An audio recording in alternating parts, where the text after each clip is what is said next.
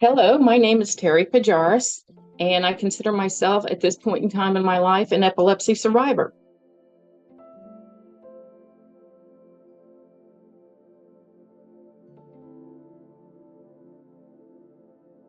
When I was growing up, I was fine until I turned 20 and had a seizure in a college classroom where I slid out of a chair.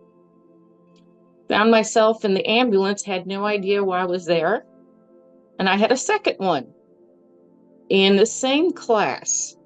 So at least I told people maybe I really didn't like the class. I have what is called, they've now got new terms for it, but they were the pet mall seizures. And the first medicine I took was Dilantin. And for a while, it held them down. And so I was still able to um, I was able to work and drive myself to work and stuff like that. But basically, it was the doctor that was on campus. I had not actually gone out to see another neurologist. I just saw a doctor and he put me on Dilantin, and I know that is a very old medicine, but it worked for me for a while. But then I guess this happens to a lot of people. Your body gets used to the medicine, and so it also stops working. But I had the pet mall seizures, and then they started happening more often. And I was at work and I might have 3 or 4 a day. But the other part of my brain is working so I can walk, from like the copy machine to my office. And so a lot of people wouldn't even know I was having a seizure. And there was a girl in my office, her name is Glenda, that if I really felt I was having a bad one, I would call her name out. And then she would walk with me down to my office, and she would sit in the other chair in my office, and I'd be at my desk. And, after about 30 seconds to a minute, I'd come out of it and I'd be like, why are you sitting here? And that's when she'd tell me that I had a seizure. The doctor on the college campus just told me I had a seizure disorder. And so he just put me on the medicine. He didn't run any testing back then. It was just as I got older and I moved down here to Louisiana, I had some seizures. And so it was like, I need to go see a doctor. So then I went to a neurologist, started having all the testing, all the PET scans, the EEGs. I would go into the hospital for about 3 or 4 days, be completely off the medicine so they could study where my seizures were coming from. And I found out then that I also had nocturnal seizures, and I didn't realize that. But it took some years of testing to actually get everything to where we knew it was going to be, that it was the left temporal lobe. And part of it was Hurricane Katrina hit. And so all the testing I had done previously was literally destroyed, because that was LSU campus, which is downtown New Orleans. So in some aspects, I had to start from ground zero and go through all the testing and everything. And, but like I said, I went to Ochsner, and they had everything. And so I was able to get everything done. And I'm like, I was ready to go for it. You get a point where you want to change your life if your life isn't really going in the right direction.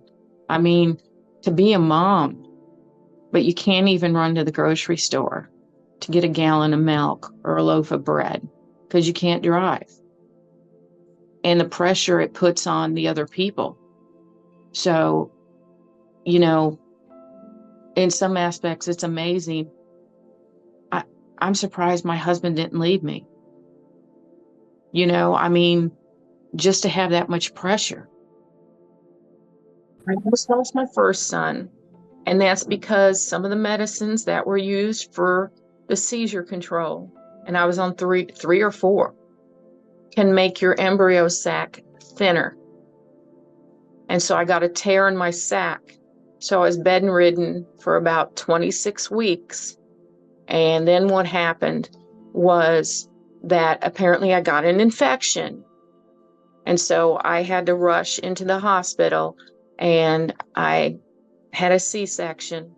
And my husband didn't tell me this because I was sick too, because I'd gotten the infection. We almost lost him. He was in an ICU for about a week, and I had been taking steroids to get his weight up, sense of what, happened to me. And so he was born at 5 pounds and 5 ounces. He came home at 2 pounds.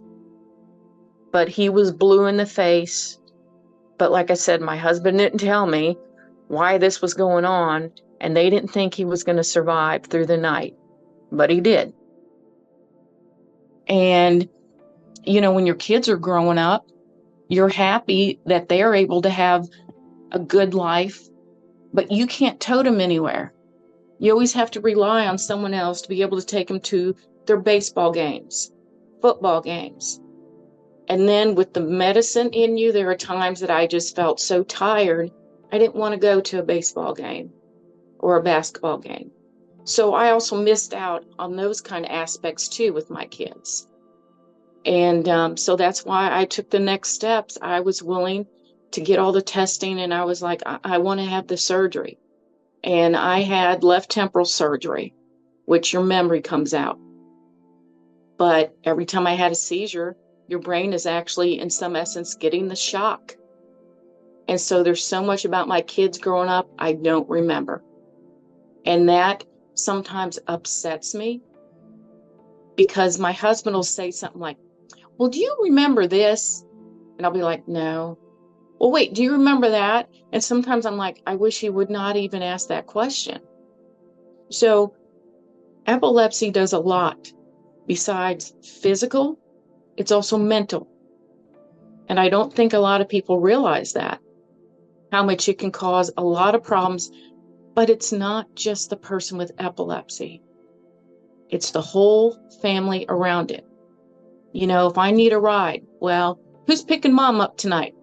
Well, I can't. I got to do this. Okay, well, who can do this? And so the kids are trying to figure out who's the one that can pick mom up at work. And so that's taken away from their life.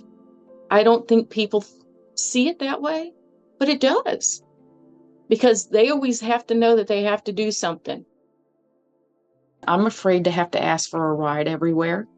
So you kind of step back, and because you step back, you miss being social, very social.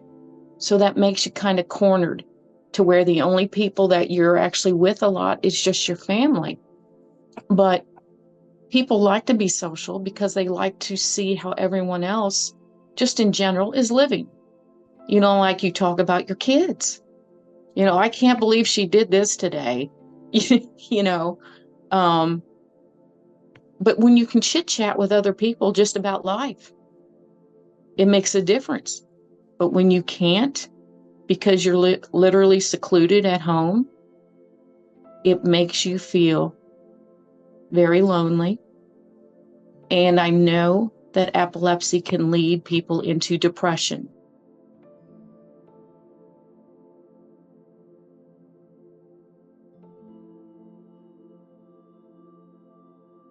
After my first surgery, everything seemed fine for about 2 years. So I started driving very, very short distances, like to and from work.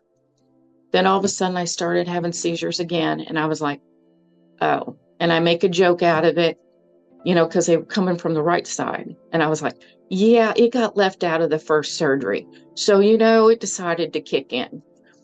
I knew in previous testing, they saw that I had something on the right, but I just had so many more seizures starting from the left side. So I went in, and the RNS system, we looked at it. We looked at some other devices, and I looked at my husband, and I'm like, doing it. So I had my second surgery last November, because as much as it changed my life to being helped, I wanted to be able to still go forward in that direction. And I was willing to go ahead and have a second surgery. So I've had two, one on the left and one on the right. So um, all I can say, my life has changed so much and I want to help other people. So I started a walk. There doesn't seem to be a walk in the New Orleans area. There's one in Baton Rouge, but that's like an hour and a half away from New Orleans. So you have to drive an hour and a half, do the walk, then you have to turn around and drive an hour and a half back. So I'm like, why not start something in New Orleans? I live in a suburb called Metairie, but New Orleans is a big area. And we've got a big hospital down here that now has got a big neuro center. And so I'm just like, I'm trying to get with them to help support the walk. I want to help other people, but I also want to get some money into research. And that's what I'm trying to do. I do know that after my second surgery, I talk like you wouldn't believe. And I remember when I was in class with a teacher, she would always do this and always be looking at me. And it was because I was talking too much. But it feels like part of my personality has come back from having the surgeries. It's like, whoa. But now it's like, okay, people are probably looking at me and saying, she's talking too much. It's just that I know you're going to think I'm crazy, but I asked my husband what happened during my first surgery. I said, did I die? And he goes, no, what are you talking about? And I said, I don't know. I can't explain it. But that's what made me now want to help people. And I really can't explain it. I felt like I was told that this is what I was meant to do. So this is going to be, we had the 4th year of our walk, because as soon as I got out, I'm like, I'm going to start a walk. I want to help other people.